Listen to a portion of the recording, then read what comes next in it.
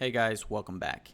In the last video, we were able to handle this API request to create a payment intent within Stripe. Stripe was able to then return to us a client secret in which we returned back to the client side as a response. Thereafter, we set that client secret in our component state within a variable called client secret. And we then ended by doing some testing and confirming that that client secret did indeed have a value, and we displayed it here on the front end. So now that we have that confirmation that that client secret did arrive from us from the back end, we could then set up a sort of condition over here and check that if the client secret exists, then and only then will we display or attempt to render the Stripe UI form. And the reason why this condition is so important is because Stripe will not even render unless it sees that we have that client secret. So that's why we're going to go ahead and do some condition here to have that check.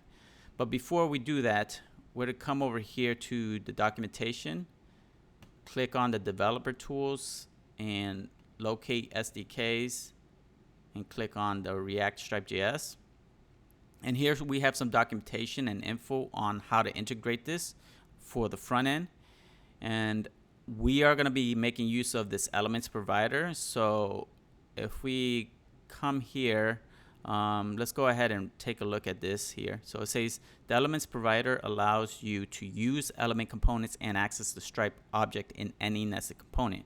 Render an elements provider at the root of your React app so that it is available everywhere you need it.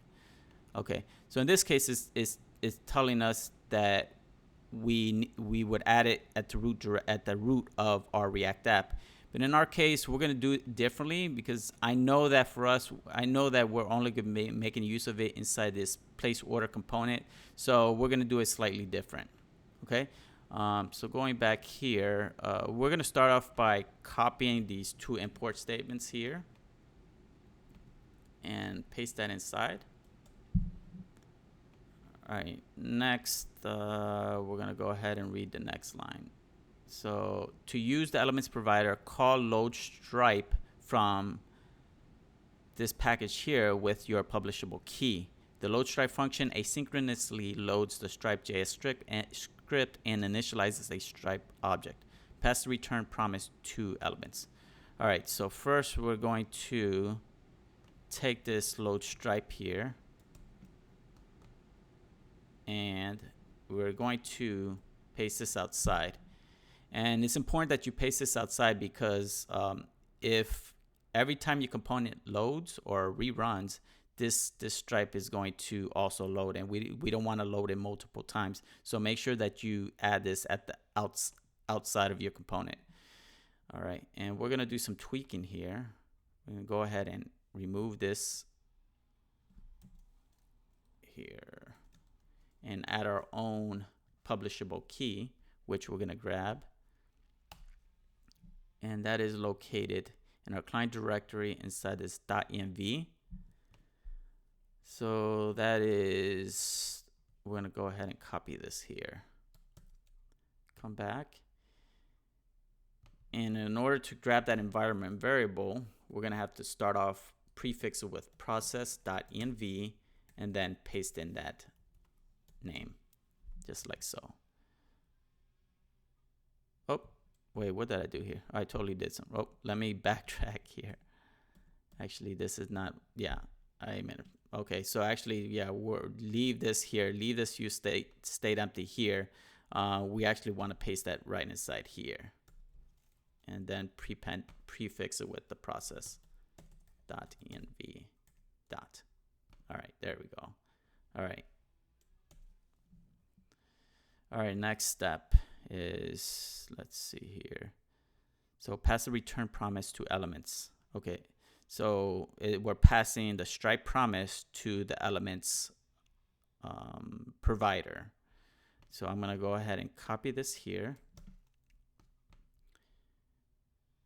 navigate to the section for displaying our JSX, and right over here, we're going to do our condition that check that if the client secret exists, then and only then do we want to display the elements. Okay. And now let's see here. And then we have some options we can pass along. So I'm going to go ahead and I'm going to go copy this here. And outside, just above your return statement, paste that options object there.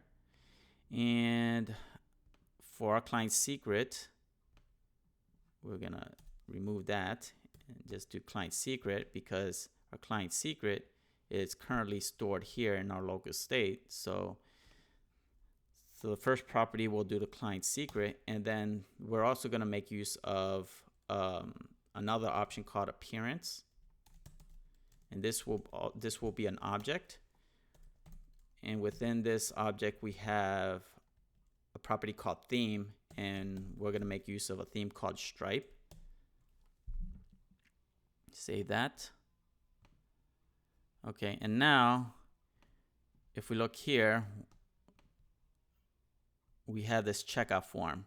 Now this is a component that we're gonna create ourselves. So I'm gonna go up here and do import checkout form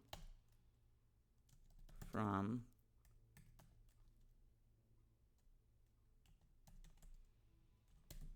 checkout. Right. All right, so I'm going to come here and I'm going to have to create that. So I'm going to create a new file, call it checkout.js.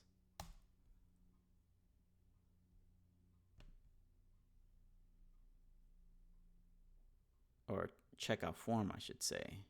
Let me go rename this here. No. You rename checkout form. There we go. All right. Checkout form, checkout. All right, checkout form. There we go. Okay, so now we have an empty checkout form, and we can go ahead and go back to the documentation. And if we scroll down, there should be a check form here. So we can go ahead and copy this here and paste that inside your checkout form. If we save that, let's go ahead and see what we get. All right, so now we have the Stripe UI being displayed to us. There are some modifications I do want to make. The submit obviously seems out of place, so I am going to add a class name here. I'm going to do btn primary. Save that. Oh, nope, that's not what I wanted. Oh, that's for the wrong one. Remove the class name from the form and paste that on the button. There we go. Save that. Come back. All right. This seems a little tight here, so I'm going to give it some breathing room by adding a margin top. So I'm going to do margin top of 3. Save. All right, much better. Rerun this. Okay, perfect.